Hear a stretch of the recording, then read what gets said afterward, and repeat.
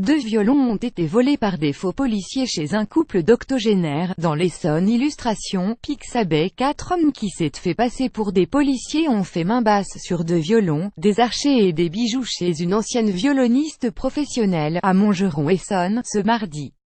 Le préjudice est estimé à plus de 150 000 €, d'après les informations du Parisien. Plus grand que à lire aussi. Japon en plein divorce, elle détruit les violons de mari estimés à 800 000 €. Sonne violon du XVIIIe siècle. Les faux policiers Vénus meurt au domicile d'un couple d'octogénaires prétendant qu'ils venaient de voir des voleurs s'enfuir de chez eux.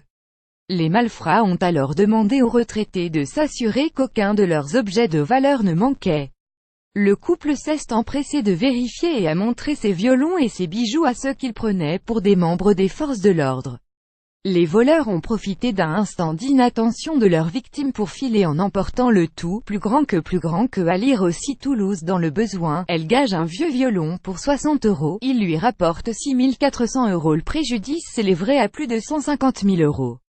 À lui seul, le plus beau des 2 violons, datant du XVIIIe siècle, vaudrait plus de 100 000 € et l'une des archers dérobés est estimée à plus de 15 000 €.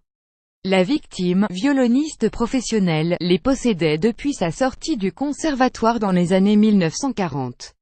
Les voleurs des professionnels. Selon Jonathan Marolles, luthier travaillant pour la cour d'appel de Paris, pour un cambrioleur, il est préférable d'emporter un violon qu'une télé.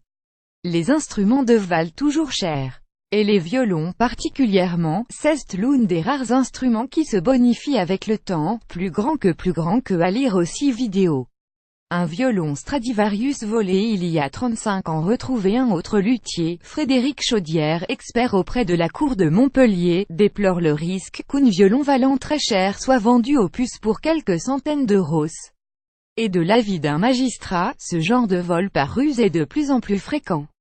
Le problème pour les personnes âgées, c'est qu'en plus, elles se sentent coupables de s'être laissées berner. Mais c'est des professionnels.